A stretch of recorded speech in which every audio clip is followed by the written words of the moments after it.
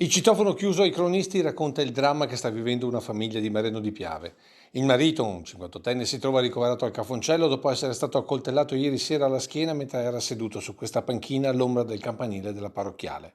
Autore del gesto sarebbe un congiunto minorenne che poi si è dato alla fuga e solo nella mattinata di oggi è stato individuato e fermato dai carabinieri.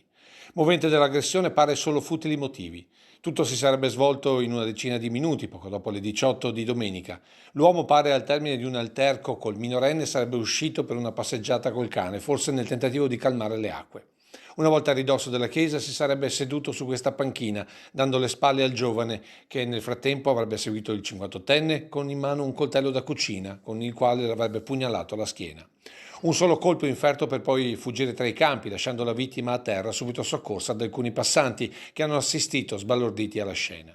Tra loro anche un fotografo dilettante che avrebbe scattato l'intera sequenza, subito raccolta dai carabinieri giunti immediatamente sul posto al seguito dell'ambulanza.